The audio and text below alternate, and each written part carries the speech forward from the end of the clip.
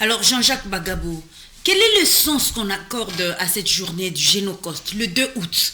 Je viens de la place de la femme tout à l'heure où le vice-gouverneur a lancé la colombe, symbole de la paix. Vous voyez, il y a beaucoup de gens autour qui ne comprennent pas encore le sens de cette journée. Pourquoi, selon vous, les gens ne comprennent pas le sens de cette journée? Bien, merci. Vous savez, on est encore au début de cette, comment je dis, de la commémoration de cette journée. Je crois que ça doit être la deuxième année. Je pense que le gouvernement congolais n'a pas encore vraiment fait tout ce qu'il doit faire pour permettre à ce que cette journée ait plus d'ampleur, que les gens comprennent pourquoi. Parce que moi, à mon entendement, et selon que je l'ai dit, cette journée, elle est très importante pour la commémorer parce que un peuple qui ne connaît pas son histoire, c'est un peuple voué à la disparition. Vous savez, depuis 1996, la République démocratique du Congo fait face à beaucoup de guerres, et des guerres qui ont été imposées par les multinationaux. Vous savez, vous allez vous rappeler de l'opération turquoise en 1994, lorsque le génocide s'est déclaré, la guerre s'est déclarée au Rwanda. Les deux peuples se sont battus au Rwanda et du coup la France s'était imposée ou avait négocié que non, par Mobutu, que les barrières soient ouvertes pour qu'il y ait quand même des réfugiés qui s'installent en République démocratique du Congo, et ce qui a maintenant dégénéré jusqu'aujourd'hui. Alors les jeunes qui sont en train de grandir aujourd'hui ne connaissent pas cette histoire et on se pose la question comment cette guerre finira finalement au niveau du pays, parce que on devra enfin avoir la paix, la stabilité au niveau de tout le pays. Nous sommes un pays indépendant, nous devons rester stables. Alors, pour moi, l'essence de cette journée aujourd'hui, c'est que les générations, surtout celles qui sont en train d'évoluer aujourd'hui, grandissent tout en connaissant qu'est-ce qui s'est passé au pays.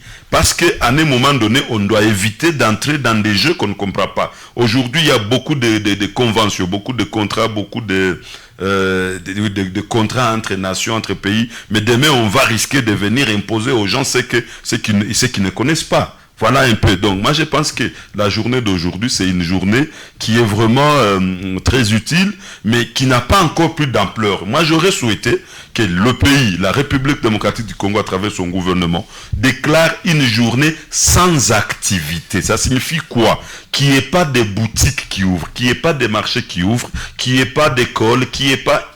Donc, une journée fériée. Fériée carrément. Pas comme les autres, parce que nous avons des journées fériées.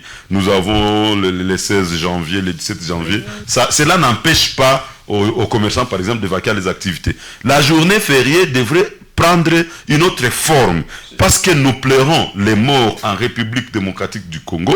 Personne ne devrait avoir le droit de travailler. Pourquoi ça? Il faut que les enfants qui se trouvent à la maison arrivent finalement à poser la question: mais papa, pourquoi vous n'êtes pas parti au marché aujourd'hui? Papa, pourquoi vous n'êtes pas parti à tel endroit aujourd'hui? Maman, on explique à l'enfant: non, aujourd'hui on commémore, on rappelle, voilà. Et tous les médias, par exemple, pour ce jour-là, c'est spécial. C'est spécial. Toutes les télévisions, toutes les radios, c'est spécial. Comme ça, même étant à la maison, les enfants sont en train de suivre, mais s'ils n'ont pas marché, qu'il y ait des activités de grande envergure. Et c'est comme ça que les esprits finalement des jeunes devront changer progressivement quand ils vont comprendre: ah, finalement, c'est ce qui s'était passé. Et ça va rejoindre maintenant ce qui les vieux qui parlent, qui dit: il faut qu'il y ait un tribunal. Et il faut qu'on arrive à juger les gens qui ont fait les massacres. Et donc, il ndio à comprendre, yenyiko sens, tunaweza kupatia sikukuu ya leo. Hii ni siku tunakumbuka watu waliofariki ndani ya mavita nchini mwetu Kongo. Wanakuwa wengi kweli sana, plus ya 12 milioni wamefariki, lakini historia haijulikane kwa watoto, kwa vijana wenye kukomaa leo. Tunawaza kama siku ya leo ni siku ya kuwafundisha kabisa kama inavyofaa. Jean-Jacques, kwa kuwafundisha, leo asubuhi nilikuwa hata kwenye basi niko na informe wa mama ambao wanakuwa wakienda kusoko, naambia leo wanasherehekea sikukuu ya kukumbuka mauaji. Wa mama wamoja wanakuwa hata wakishangaa wakisema: leo ni mauaji, hatakuwa hata tunafahamu ni nini. Kisha il y a une femme a posé question: est-ce que vile wana célébrer na njoo bataua tena watu Beni? Vous comprenez les gens hiyo mambo wanakuwa wakiwaza siwe hiyo kwa kuweza kufanya hii inalomba tena kufanya nini zaidi ili watu waweze kufahamu nini ambayo inapitikana kwenye nchi ya Kongo. Njoo ile nilisema leo ni signal fort ya kuonesha meme bale ba multinationaux que tuko deja tunatumika sur akili za wakongomani parce que hatutabakilia mwa hii hali hapana. Tuko deja tunatumika kwa akili ya wakongomani ili siku moja tu tuseme vita inaisha kwetu na vita itaisha. Alors, unasikia deja que kuna kuwa problème iye ni ndio tulisema tunaiaffecter tena ku gouvernement ingelipashwa kudecide kwa hii journée inakuwa na ampleur ingine c'est parce que deja unasikia mama kama hapa mvile ya Bukavu kwenye tunasuppose kama institution zote ziko kuko mtu mwenye hajue leo ni nini kule kwetu ku village est-ce que nawaza kama meme wa intellectuel wako kule hawajue nini inafanyika leo les deux ile iko problème ni kusema kuinstitutionalize hii journée ya leo ni ya muhimu sana et que kusiko kunafanyika kazi à travers le pays. Tunasema kama kuacha kazi yoyote ni kusema soko isifungue bon apare ile kitu ya kukula kidogo kambie meme wakati ya vita baki annoncer vita leo kila mtu anahemeaka leo pour que parce que ajue kesho vitakuwa ni kusema kama wanaweza kujikaza kuannoncer kila les deux hakuna kazi na kila le premier kila le 31 juillet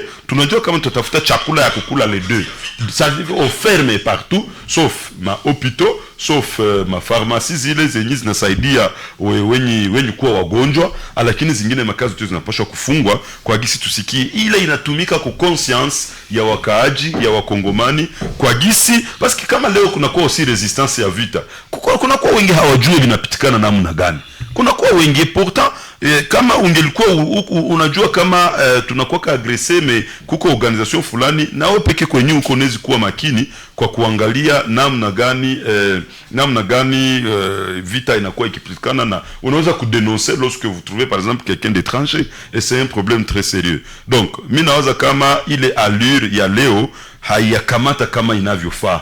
Tunezi kuomba gouvernement congolais ipime tena kukaza kutia tena kamukazo kwa gisi hii journée ya leo ikuwe kabisa de proclamer vraiment journée chômée.